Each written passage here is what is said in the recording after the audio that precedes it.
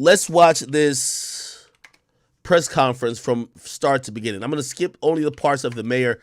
The mayor just trying to get some brownie points. He don't know what the fuck going on. You feel me? All the other people who will be speaking are actually the relevant people. And here it is. Okay? So we got it right here. Here we go. Take a few seconds and get set up, and everybody let me know when you're ready to go. Yeah. Make sure I can see everything.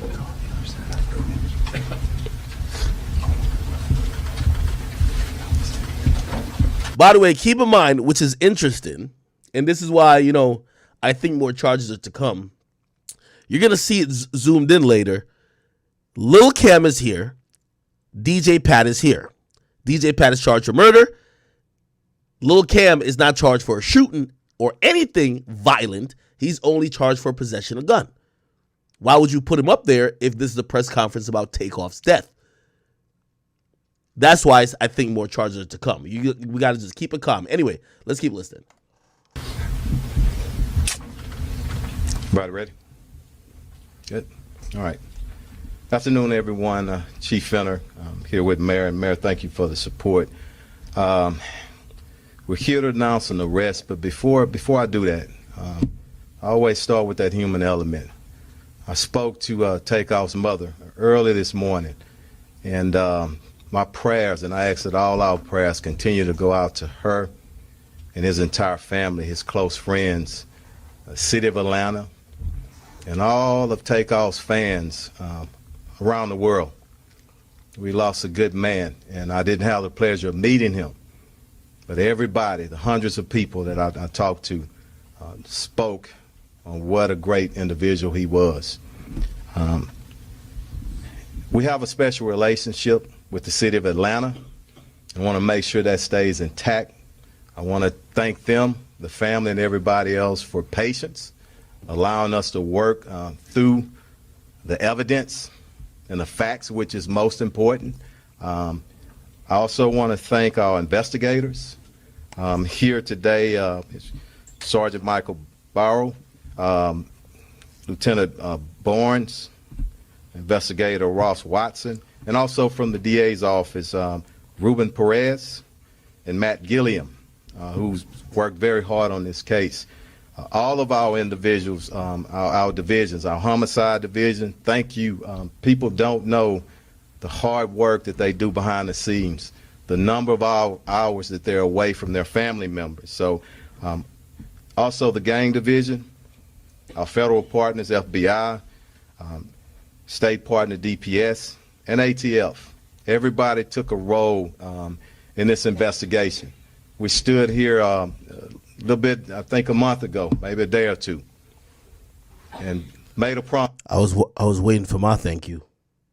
I think he must have forgot it in the script. That we would get the individuals or the individual that's responsible for the murder of Takeoff in custody. So yesterday evening, we arrested Patrick Xavier Brown, 33 years old. He was charged with the murder of Takeoff. Brown was arrested again yesterday evening in the 14700 block of Sterling Green Boulevard. It's located on the east side of Texas. I'm sorry, of Houston. Again, Cameron Joshua, 22 years old, was arrested on November the 22nd for felon in possession of a weapon. I'm going to turn it over to the mayor right now, and after that, we're going to bring up the investigators and then the district attorney's office, and then Commander Garcia will translate for us in Spanish. Thank you. Okay. With all due respect to the mayor just tried to take a win for this. He ain't saying shit. Pilot who was with us this afternoon. But more than entertainer, he was a son, a brother. Okay. All right. We all love Takeoff. Okay. Let's get to the, I believe this is the investigator he's going to pass the mic off to. 33 years old on the rest of the suspect. Okay. Come on, Sarge. Thank you for your sub, guys. Good afternoon. Sergeant Michael Burrow. By the way, let me also pause on this. Patrick Xavier Clark 33 years old, on the rest of the suspect. Okay?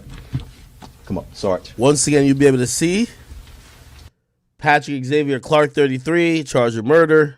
Cameron Joshua, 22, charged with unlawful carrying of a weapon. All right? Good afternoon. 2013, Sergeant that's Michael what's up. Burrow with the Homicide Division. The chief was very gracious in recognizing a lot of the partners that we were involved with in this case. I did want to recognize a couple of other people that, or organizations that helped a lot with the investigation. The Houston Forensic Science Center, our lab rats, so to speak, the people that do our forensic analysis, they work behind the scenes a lot. They don't get a lot of recognition, and they helped us answer a lot of important questions in this case when others would not. Okay. So and I'm only pausing that we kind of understand, because they're not going to say much here. This is a press conference, but you got to get little bits and pieces, right? So essentially, it looks like, I don't know if they have the clear video of who shot it was, but you got to imagine bullets fly damn near the speed of light, right? They had probably a very tough job to figure out between multiple shooters who fired the fatal bullet that killed Takeoff. Now, there was a couple of questions they had to answer. Number one, is it the same bullet that hit him multiple times? What I mean, same bullet, but the bullet, is it a bullet from the same gun? So was he shot? He was shot twice, reportedly, by the coroner's office. Did he get shot twice by the same person? Was it different guns that shot him twice? And if that's the case, which is the one that killed him? Right? There's a lot of legalities that have to play into part with that. And also, you know, in a situation like that, in a place like Texas, what's going to play into the part is that self-defense could be a thing as well. So there's a lot of moving parts. So you can imagine forensics was huge on this, because even if you have the surveillance footage, all you're seeing is niggas shooting, you don't know which nigga's gun actually killed him. Anyway. That includes our firearms section, our latent print section, and our crime scene unit. Quick note, just by the way, real quick, everybody, just a real quick pause, man. Everybody spam a big W to our Enzo Kubrick for the 10 gifted. Thank you, brother. Thank you for helping out the Twitch chat. You know what I mean? YouTube. Do we have YouTube subs? I don't think we have YouTube subs, but salute to our Twitch subs. I know there's going to be a lot of questions about the investigation. The investigation is still ongoing. We still have a lot of people that we're trying to locate and talk to, so we will be a little bit short on details here. We probably will not be able to answer all of your questions. But I can tell you, to confirm some of the speculations out there, the event was a private party. There was a lucrative dice game that went on at the event. There was an argument that happened afterwards outside the bowling alley, which led to the shooting. I can tell you that Takeoff was not involved in playing in the dice game. He was not involved in the argument that happened outside. He was not armed. He was an innocent bystander. Some important case factors. You know, the chief was mentioning some of the timing here. I mean, we've boiled it down to over 30 people that were standing outside. We have an exact number, but we're not going to put that out.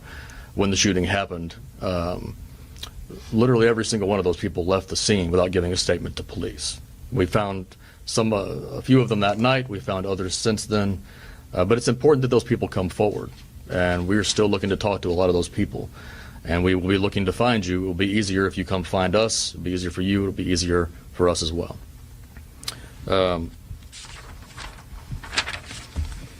You know, ain't it a bitch? He said at least 30 people was outside, and everybody skedaddled. Not one motherfucker, like, you know, even wanted to speak to the police. Or maybe they were traumatized and they were just still lingering. Everybody just got out of there. Like fucking roaches.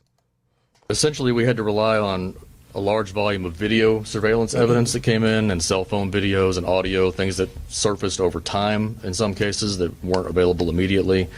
We had to sift through all of that and use physical evidence and use shooting reconstruction and confirm a lot of our ballistic evidence, what weapons were in. That's interesting. So they said they did some shooting reconstruction stuff, which, by the way, if you ever seen like YNW Melly's case, a lot of that shit is a lot of scientifical shooting reconstruction, ballistics, a lot of angular stuff that they're pretty much almost using science in a way to solve, you know what I mean, these murders. Well, if the bullet hit at this angle or went here or hit this and whatever, this guy must have been in this location when he's shooting. They're doing some top tier shit, which again, as I said, niggas go to jail. That's all. I guess I said that to say that. Niggas is going to jail, bro. So to speak, the people that do our forensic analysis, they work behind the scenes a lot. They don't get a lot of recognition, and they helped us answer a lot of important questions in this case when others would not. That includes our firearms section, our latent print section, and our crime scene unit. Thank you. Quick note, just I know there's going to be a lot of questions about the investigation. The investigation is still ongoing. We still have a lot of people that we're trying to locate and talk to, so we will be a little bit short on details here. We probably will not be able to answer all of your questions. But I can tell you, to confirm some of the speculations out there, the event was a private party. There was a lucrative dice game that went on at the event. There was an argument that happened afterwards outside the bowling alley, which led to the shooting. I can tell you that Takeoff was not involved in playing in the dice game. He was not involved in the argument that happened outside. He was not armed. He was an innocent bystander. Some important case factors. You know, the chief was mentioning some of the timing here. I mean, we've boiled it down to over 30 people that were standing outside. We have an exact number, but we're not going to put that out. When the shooting happened, literally every single one of those people left the scene without giving a statement to police. We found a few of them that night. We found others since then. But it's important that those people come forward. And we're still looking to talk to a lot of those people. And we will be looking to find you. It will be easier if you come find us. It'll be easier for you. It'll be easier for us as well.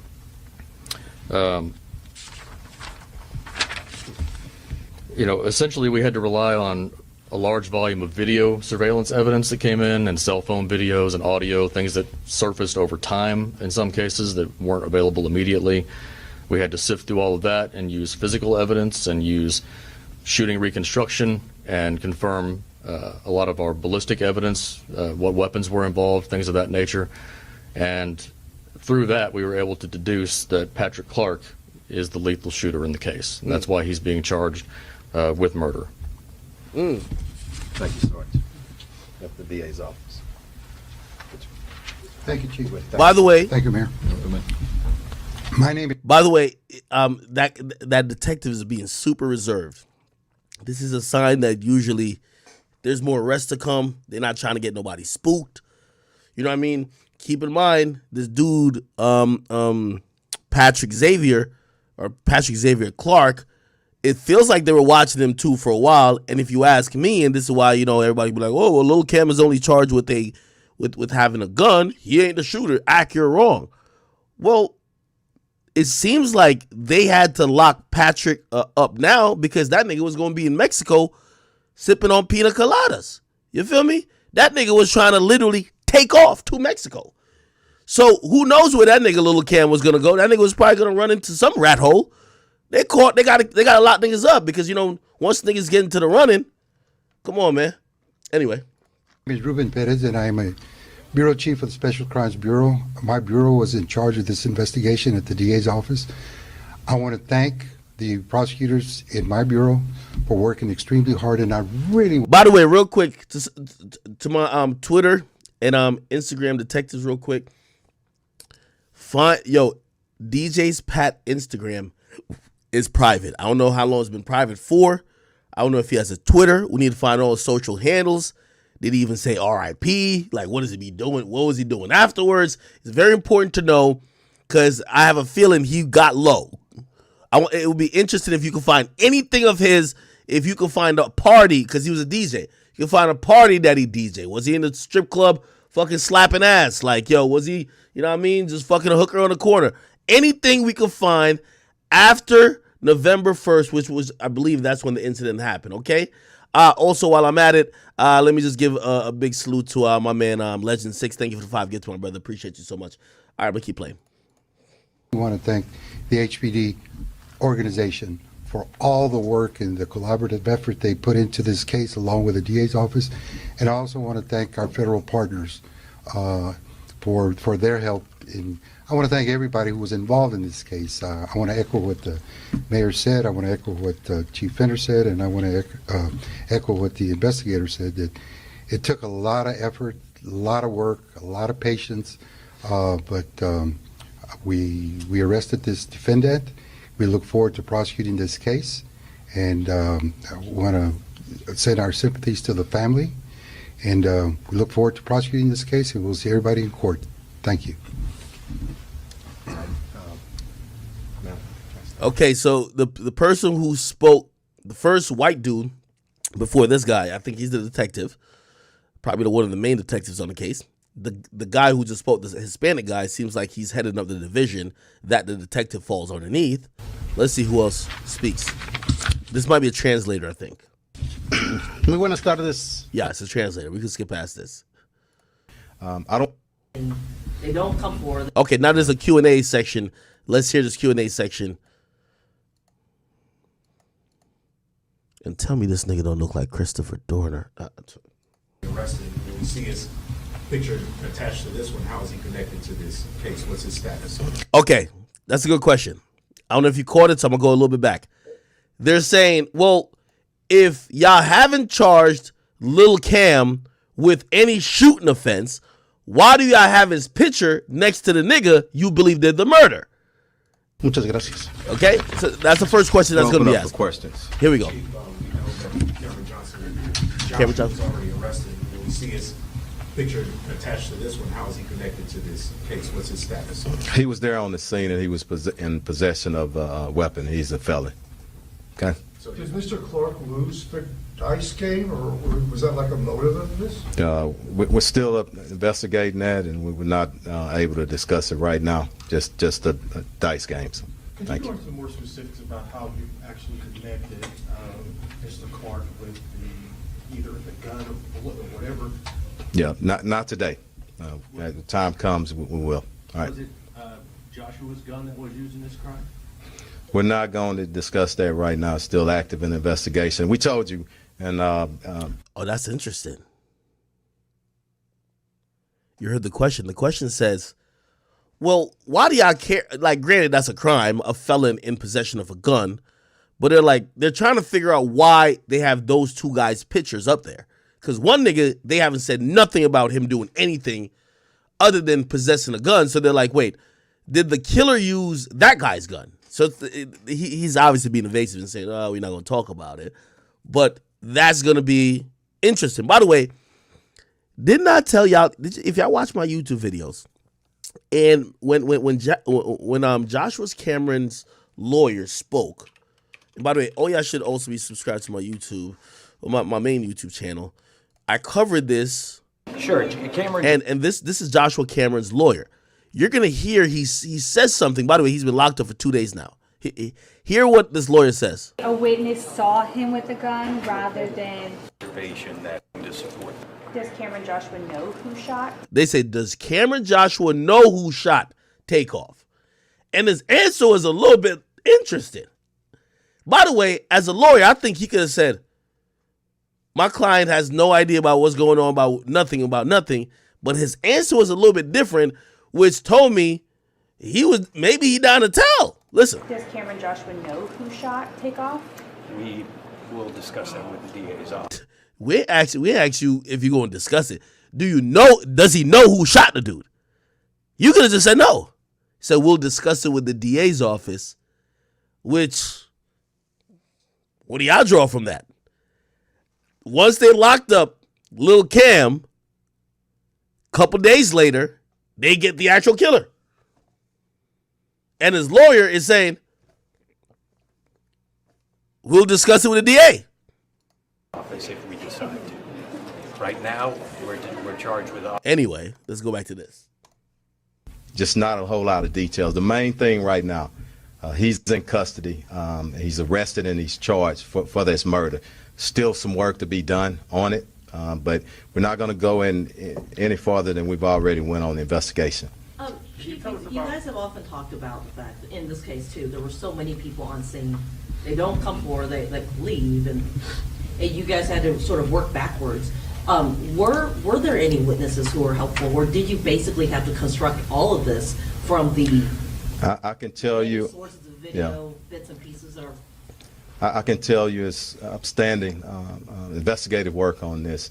Not a lot of help for people coming up and stepping up, but I don't want to judge them, but they do need to come in because we know who was on the scene, and we will be contacting and reaching out and finding those individuals.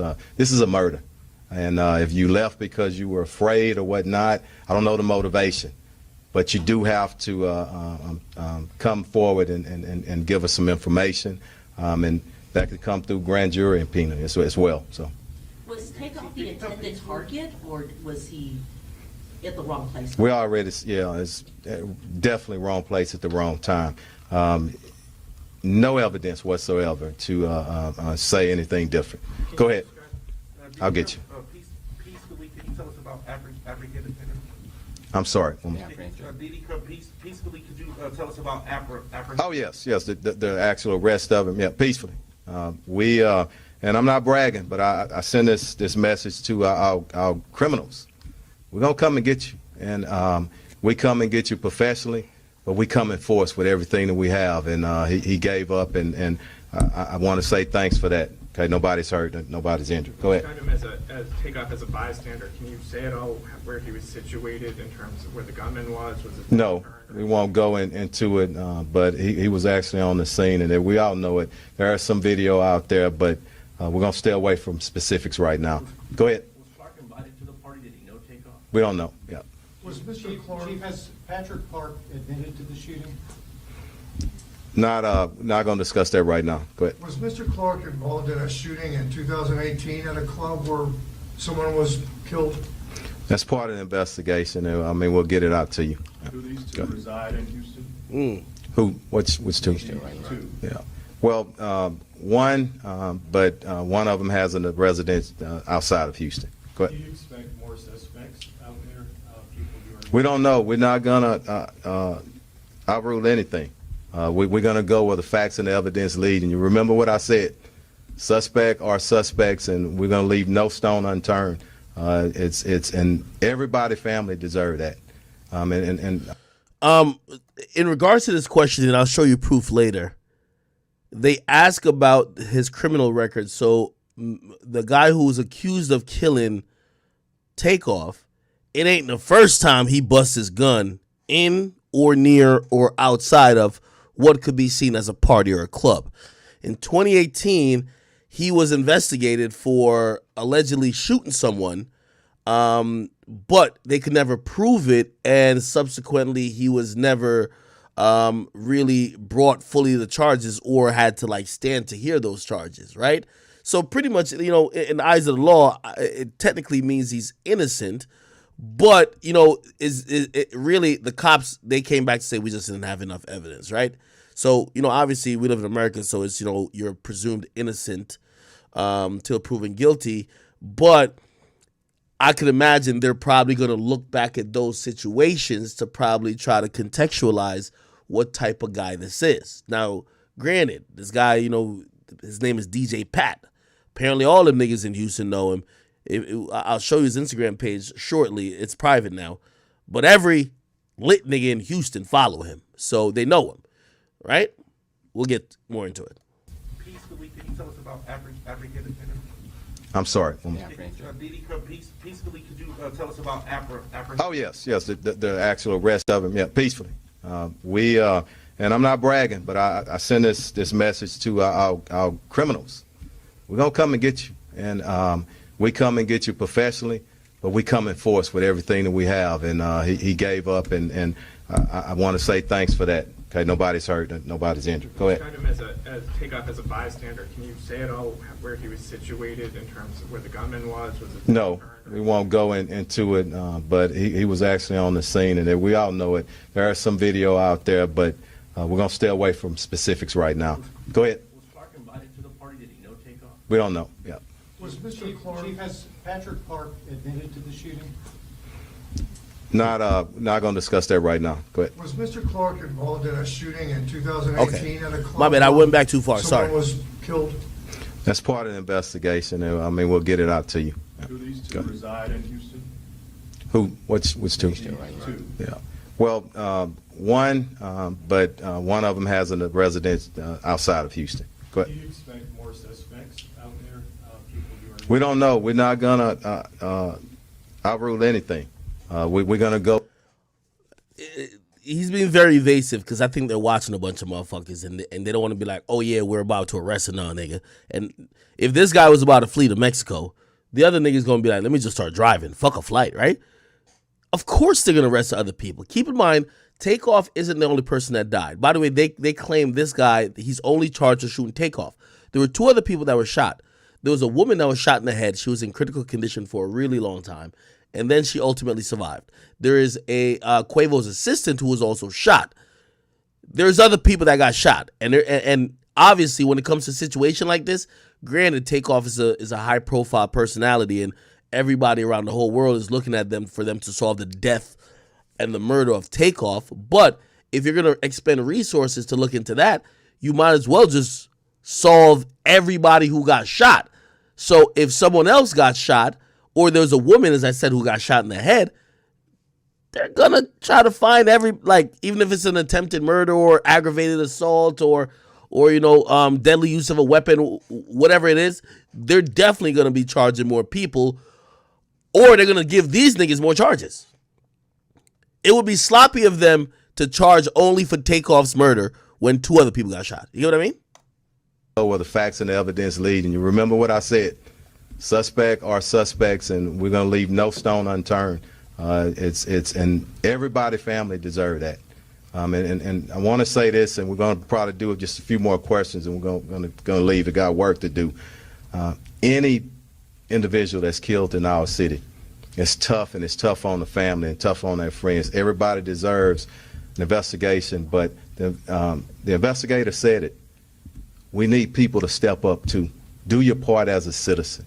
And if you see something, you need to say something. Don't let the fear paralyze you. Step up and say something. And we're all better and safer because of that. One more. Chief, was he about to flee or leave town? Is that why you guys moved in last night? Or what can you tell us about? I don't want to go into any details on that, but we suspect you. We'll have our eyes on you. Mr. Mayor, can I ask you, of course, this is I'll get you the info on the chat. national, if not a worldwide story. What message do you want to send to the broader community about this case and this situation? Well, the one message is, number one, you can't come and commit murder in this city and expect to not get caught. Quite frankly. Okay, he's just talking about a bunch of bullshit. You know, the mayor got to do the mayor shit. All right, anyway. People, yeah, we're here. We're here. We're here with a lot of information that needs to be dissected in a way. This press conference was pretty elusive. It's only told me that they don't want to spook other people they're looking at. They're probably monitoring people's whereabouts. They probably have warrants on people's Instagrams, Twitters, phones. They're probably hoping people could incriminate themselves or start acting weird, especially in light of this press conference. And they're probably going to move in and lock up whoever when they need to. If you think these are the only arrests that's going to happen, you're an idiot, okay? They did this press conference because they believe the guy they locked up is the guy who pulled the trigger and fired the fatal bullet, which was a headshot. There's a lot of more shooting that went on, and they're not done, okay? All eyes are looking at them. They told you some of the people who are involved in the investigation, all these forensics teams, all these other specialized teams, and even the ATF, which is obviously a federal, was